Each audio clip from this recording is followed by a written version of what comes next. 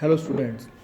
So today we will start our next topic, which is curl of a vector field. Again, it's a very important topic. There are three things as we already discussed. One is gradient, other is divergence, and third one is curl. Two we already have done. So today we will do curl of a vector field. As we stated, curl of a vector field. To find the curl, we need a vector field. So suppose we have a vector field A, which is a differentiable vector field. Then the curl of A can be defined as the cross product of del cross A, like this, del cross A, where del we already know what it is. It is given by, this is the del operator, which is curly over curly x I cap, curly over curly y j cap, plus curly over curly z k cap. And A is a vector field. It can be written as ax I cap plus ay j cap plus az k cap. Okay. So curl is a cross product of these two terms. So when we take cross product of these two terms, we will have 9 terms in all, and out of those 9 terms, these three having I cross I, j cross j, and k cross k, all these terms will be 0, because cross product is given by a cross b is ab sine theta, and theta is 0 for the same vectors. So I cross I sine 0 is 0. So all these three terms will become 0. Okay, and the remaining 6 terms are like this. Okay, when you cross these two terms, and here again, as we already know, this I cross j can be written to k. Okay, I hope you are aware of all these relations, which I already asked you to go through your +2 syllabus. Okay, the basic properties of cross products. Okay, so when we substitute the I cross j by k cap, okay, then we will have this value. We'll get this result. Okay, and for the if order gets reversed, like in the second term where we have I cross k, okay, then it will be minus j. Okay, I hope you all know that. Okay, so after substituting all these values, we'll get this result. Okay, which is curly az over curly y minus curly ay over curly z I cap. Okay, the next term is curly ax over curly z minus curly az by curly x j cap plus curly ay by curly x minus curly ax by curly y k cap. Okay, and these terms can be written in term of determinant form, and that will become this thing. Okay, curl of A can be written as this. It's a determinant. The first row is ijk, the second row is this del thing, which is curly over curly x, curly over curly y, curly over curly z, and third row is ax ay az. Okay, now if you solve this determinant, okay, then we will get this result only if you solve this determinant. Okay, so curl of A can be written as determinant of indeterminate form. Okay, so this is how mathematically we define curl of a vector field. But what is its physical significance, that we will do next. Okay, so for the physical significance, first of all, consider a vector field represented by the parallel straight lines like this, which you have seen. Okay, we have considered a vector field which is given by parallel straight lines. The field intensity, if you look at this figure carefully, is non-uniform. If you look at the top thing, then you will see the lines are dense than the bottom ones. Okay, so above surface or in the above part, okay, the field lines are denser, and in the below part field lines are less denser. Okay, like this we have considered a vector field. Okay, and in this vector field, now consider a closed loop path, this ABCD, okay, which you have seen. We have considered a rectangular loop which is capable of rotating about an axis. Okay, this dotted axis, if you see, here is a dotted axis. About this dotted axis, this loop can rotate. Okay,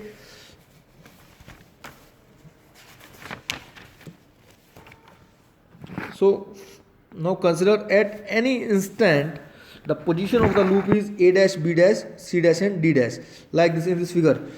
These are a dash, these position, these are a dash, b dash, c dash and d dash. At this position, okay, we have considered a position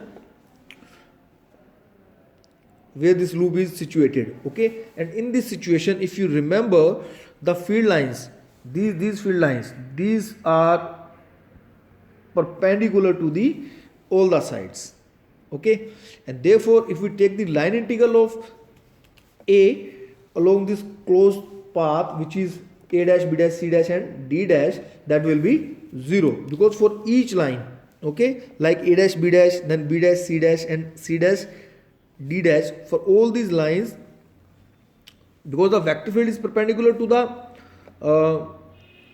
perpendicular to these lines, and line integral is what? It is the dot product of vector and the line, okay.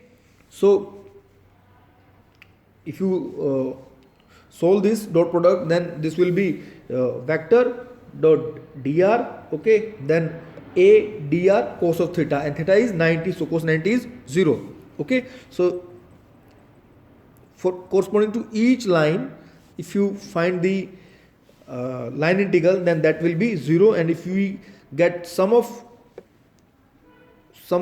all the lines which makes that loop, okay, that will also be a 0, okay.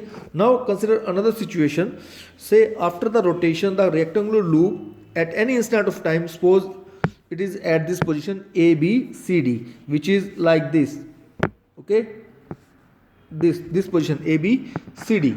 In this position, if you look at carefully, then we will see the sides a, d and b, c, they are perpendicular to the vector field a, okay, and the other two lines a, b and c, d are the parallel to the field. So if we take line integral along the sides, then it will definitely have some definite values, okay. Why? Because the value of a along the upper half, the value of this vector field a along this upper half is large than the lower half, because the intensity is large in the upper half and lower in the lower half, okay. So the line integral along this closed path a, b, c, d will be non-zero, okay. Along this two path, along AD and BC, it is 0, but along AB and along CD, it is line integral is, say if it is positive in this direction along AB, then it will be negative along CD, okay. So if our field is uniform, then it also has to be 0, okay. But what we have considered field in the above part is denser than the lower part, okay. So the line integral over this closed path ABCD will be non-zero, okay. So what we have calculated, that means the line integral of a vector field over any closed path, it depends upon the orientation of the loop related to the field, okay. How our loop is oriented with respect to the field, that will decide the value of the line integral of that vector field over the closed path, okay. And this value of the line integral field over any closed path could be maximum also for a particular position, okay. Like we have seen, it is 0 for a particular position when the field lines are perpendicular to all the sides, okay. So we can find a position where this line integral will be maximum, okay. And that position, so how we define this curl, okay, what will be a curl of a vector field? The curl of a vector field at a point is defined as the maximum value of the line integral, okay, the maximum value of the line integral of the vector field over a closed path per unit area at that point, and it is directed along to the normal drawn to the loop area, okay. So now further we will discuss this curl in terms of Cartesian coordinates, the same way we have discussed divergence in the Cartesian coordinate system, like that. Now we will discuss curl in Cartesian coordinate system, okay. For this, again let us consider a infinitely small rectangular area ABCD with its sides dx and dy parallel to x and y axis respectively as shown in figure below. Okay, here what we have considered a Cartesian coordinate system x y z, and in this xy plane we have considered a rectangular area ABCD. Okay, and in the center of this rectangular loop we have considered a point M, okay, at which the vector field is given by A. Okay, and this A has three components, AX, AY and AZ, and since the sides of the rectangle ABCD are very small because we have considered infinitely small area, okay, and the parallel component of A at the middle point of any sides may be considered as the average value of all the points along that axis. Okay, now let curly AX over curly Y be the rate of change of AX along Y axis. Okay, and similarly curly AY by curly X be the rate of change of AY along X axis. Okay, now if we move from this position M to R, okay, from this position M to R, so increase in AX from M to R will be written as, that will be curly AX over curly Y dot MR, the distance which we have traveled from M to R. Okay, and what is this MR? Because this MR lies along the Y axis and M is the center, so this MR will be half of dy. Okay, so that increase in AX from M to R will be this value, curly AX over curly Y dot 1 by 2 dy. Okay, and now if we want to write the component of X at point R, okay, what will be the value of vector field at R? That will be AX plus half curly AX over curly Y dy. Okay, and it is directed along RC, because what we are talking about, we are talking about X component. Okay, X component at R. Okay, so that will be directed along RC, or we can say directed along DC. Okay, similarly we can find out the X component of A at point Q. Okay, that will become this thing, as this Q point lies below M. Okay, so in this case the X component of A at point Q will be AX, that will be AX minus half curly AX over curly Y into dy. Okay, because it is lies below the M.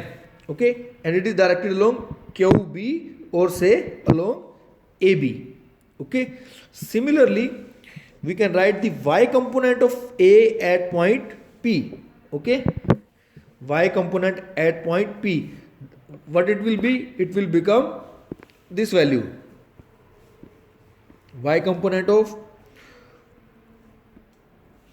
A at point P will be this AY, that will be this AY, that will be this value, this thing, AY plus half curly AY by curly X dx. Okay, and it is directed along PC, or say along BC, and the Y component of A at point S, that will be this value, AY minus 1 by 2 curly AY by curly X dx, and directed along SD, or say along AD. Okay, and now as we know, the line integral of a vector at any point is taken as the product of the magnitude of small line drawn at that point and the component of that vector along the above line.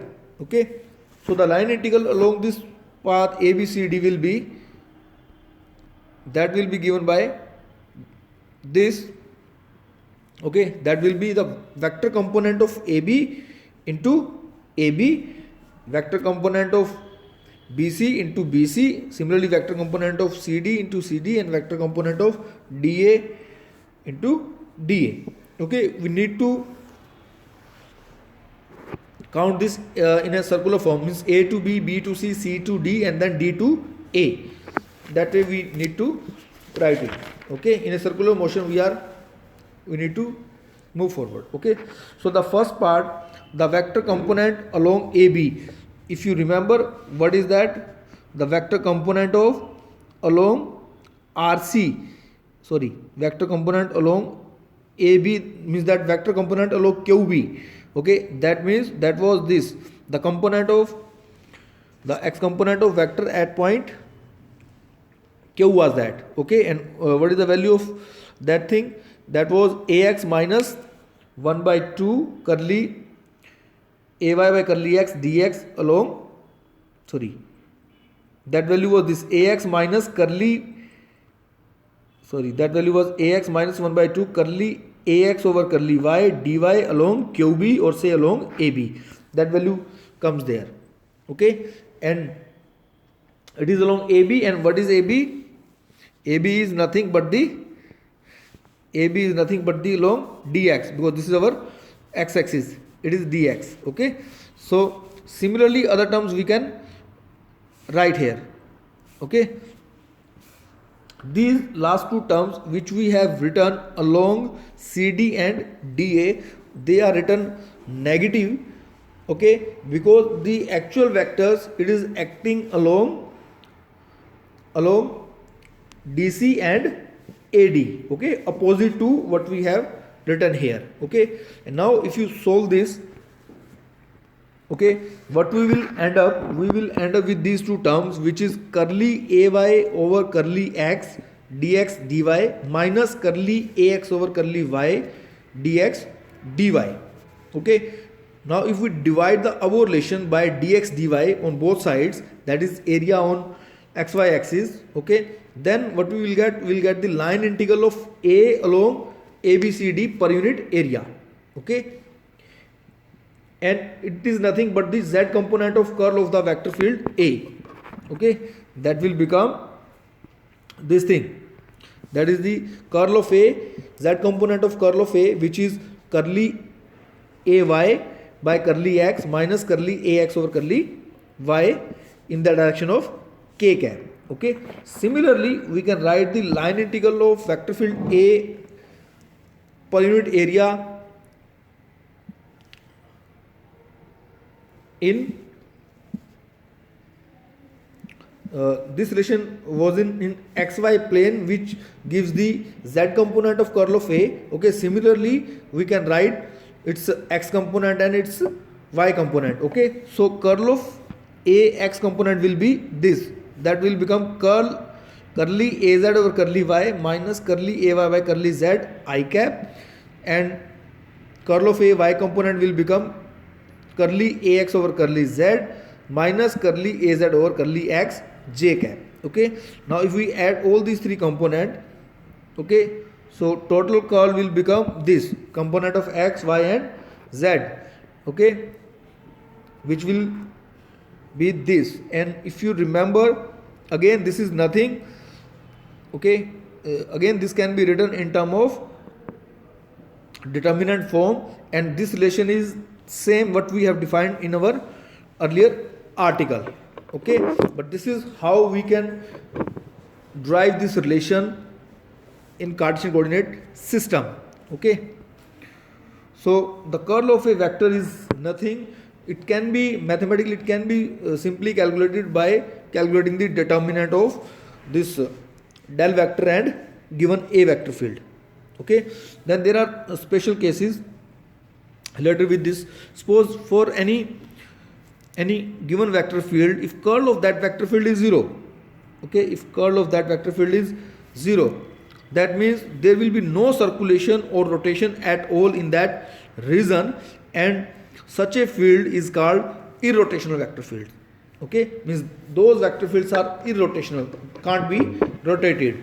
Okay, and if it is non-zero, curl of A is non-zero, that means that field will have circulation or rotations. Okay, so this is curl of a vector field. Now we will discuss very important theorem, okay, which is which is known as Stokes theorem.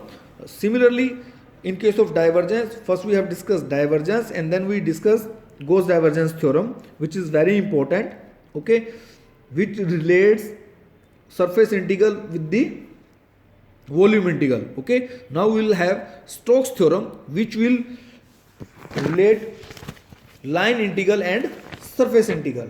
Okay, again this is a very important theorem, not only your exam point of view but also for competitive exam and in general also the result is very important. Okay, so how do we define this Stokes theorem? It states that the line integral of a vector field, okay, you just read the statement and write that mathematical term. Okay, this result will come automatically. Okay, like what is the statement? It states that the line integral, that means line integral. Okay, line integral is represented by an integral given by c letter. Okay, so it said that the line integral of a vector field taken around a closed path or closed loop, okay, is equal to the line integral of a vector field. Okay, line integral means if we have a vector field A, then its line integral will be this thing, A dot dr over a closed loop, okay, is equal to the normal component of curl of that vector field, okay, and its normal component is given by curl of A dot ds vector. Okay, this will become normal component of curl of that vector field taken over the surface as bounded by the loop. Okay, so this statement mathematically can be written as like this. Okay, so Stokes theorem, what it is, it is the line integral of a vector field taken around a closed path or loop is equal to the surface integral of normal component of curl of that vector field taken over the surface bounded by the loop. Okay, so this is how mathematically we define this Stokes theorem. Okay, now we'll prove this. Okay, for that proof, consider an open surface bounded by a closed loop, okay, bounded by a closed loop C placed in a vector field A. Okay, so what we do, we divide this surface into large number of small area, okay, say ds1, ds2, ds3 up to dsn, which are bounded by the curves c1, c2, cn as shown in this figure.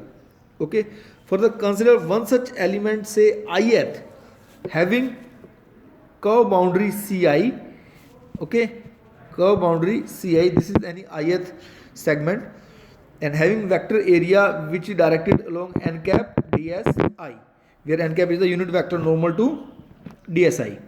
Okay, again, as the curl of a vector at any point in the vector field is equal to the line integral per unit area taken along the boundary of a small area around that point.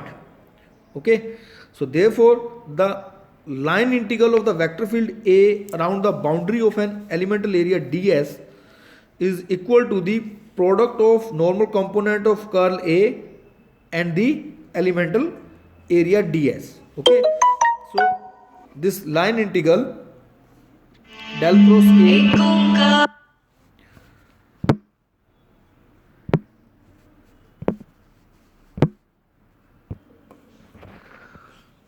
so the line integral of the vector field, that means this, that means line integral of the vector field A dot r, A dot dr will be equal to the normal component of curl A, okay, that means del cross A dot ds vector, okay, which can be written as del cross A dot n cap ds. Okay, here the line integral denotes the taken around the closed boundary of the elementary area ds. The same relation holds good for each elemental area. Okay, this relation holds good for each elementary area. Okay, therefore adding up all such relations and taking summation on the both sides, what we will get this thing, the summation over line integral, summation taken over I1 to n, because there are n segments which we have considered equals to summation I equal to 1 to n curl of a dot n cap dsi. Okay, and it can be shown easily that all the line integral within the interior of the surface cancel each other. Okay, the common surface like this, if we take this part common, okay, this common surface, this common surface, or this common surface, okay, if you take the line integral, suppose consider these two, okay, consider these two segment. In this segment, first segment, this line goes in this way, okay, and in this segment this line goes this way. Okay, so for this common part, one part is taken along anti-clockwise direction, okay, and other is taken along clockwise direction. Okay, so this common surface has the in one area it is in one way, and in other area it is in another way. Okay, so this common part will get cancel out. Okay, the line integral along this common surface will get cancel out. Okay, so therefore we are left with only those line integrals which fall on the boundary of the boundary surface C. Okay, so similarly, so thus the left hand side of the above equation, which is this summation I 1 to n line integral over the closed loop ci a dot dr will be equals to given by line integral a dot dr over the boundary surface C only. Okay, the interior surface will get cancel out. Okay, and the right hand side of the above equation, that will reduces to surface integral, means this equation will reduces to the surface integral. If we take this limit, if we make n to infinity, that is if we take our segments, small segments, to very large numbers, okay, by reducing the surface to approaches to 0. Okay, so in that case, this surface in this limit, when n approaches to infinity and dsi approaches to 0, this summation I to n curl of a dot dsi will changes to integral, surface integral curl of a dot ds. Okay, so this can be written as this summation can be written as surface integral of curl of a dot n cap ds. Okay, so now comparing these two equations, equation 2 and equation 3, what we will get, we'll get this thing, the line integral of the vector field taken around a closed loop, okay, is equal to the surface integral of the normal component of the curl of that vector taken over the surface which was bounded by the loop. Okay, so we'll get this result, which is nothing but the statement of Stokes theorem. Okay, so I hope you have understood this Stokes theorem. Both these theorem, Stokes theorem as well as divergence theorem, they are really important as per your university syllabus. Okay, so this is for today. All the best.